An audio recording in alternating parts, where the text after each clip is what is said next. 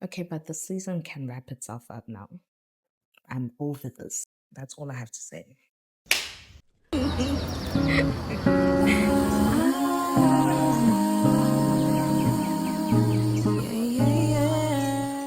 Hi, guys. Welcome back to Gone for God. This feels very awkward to do because I haven't been doing this in a long time. And not just because I've been going through it, child. I've been just trying to stay alive. I've been trying to stay alive. Okay, this season has been rough. It's been feeling like the longest winter. Winter does not want to end. Okay. Like, we're supposed to be in summer. We're preparing to be in summer, and here I am with an entire blanket. What is going on? What is actually going on? And if this is your first time here, welcome to Gone for God.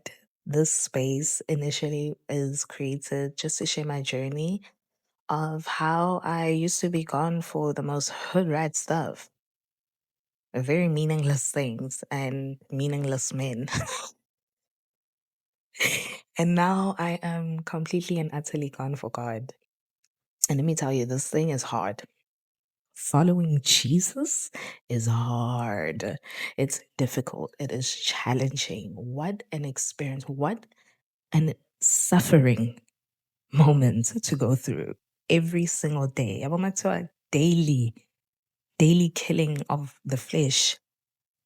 Ah, this year, this year has been feeling like what the season is with the weather, where it's not wrapping up, it's not ending.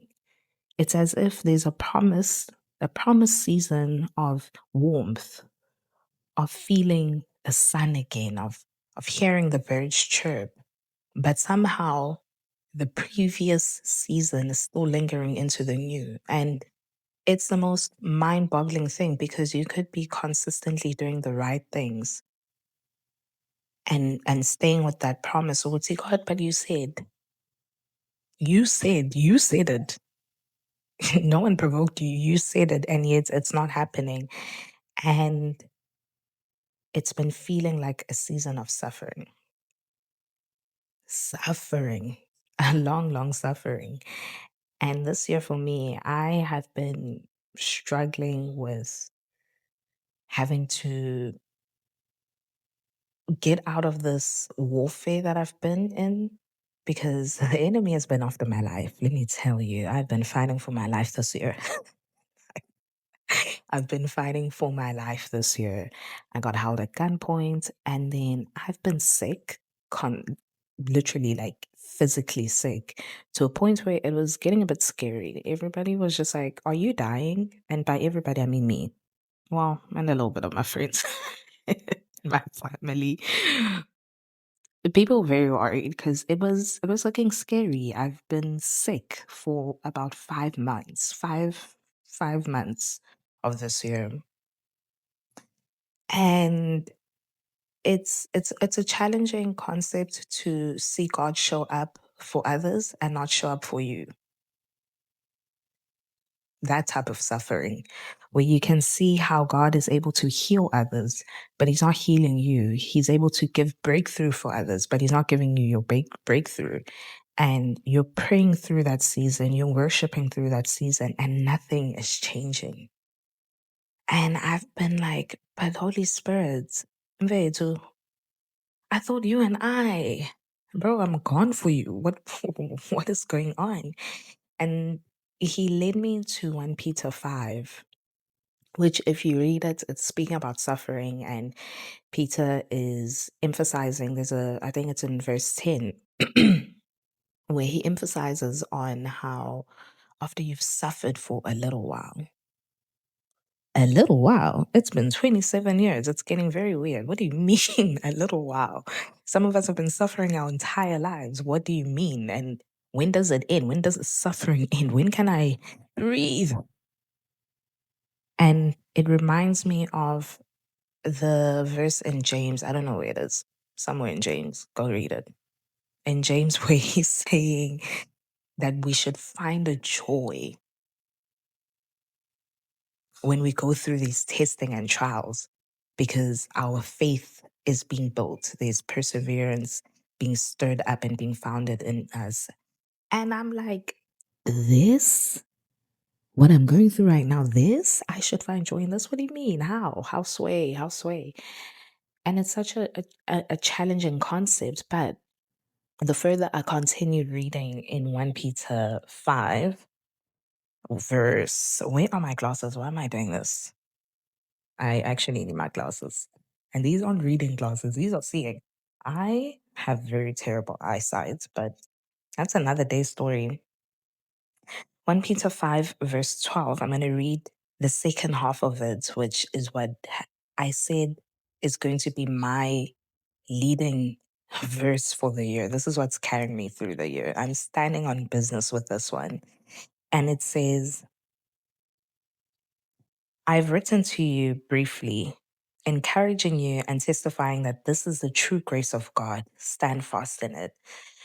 And I saw it and I was like, something about it is not making sense to me. So I started comparing the different versions, and the NLT, the NLT hit here. I was like, aha. The NLT says, my purpose in writing is to encourage you and assure you that what you are experiencing is truly part of God's grace for you. Stand firm in this grace. And I'm like, excuse me, what I'm going through is part of God's grace. This is part of God's grace. And it's like, yes, your suffering is part of God's grace. Because when He's so kind enough to help you to enjoy this season, because it could be worse. It could be worse. What you're going through right now could be much, much worse. And God saw you when He created you and formed you. He saw you and said, there's going to be the season, maybe your entire life, maybe just a blip in your life.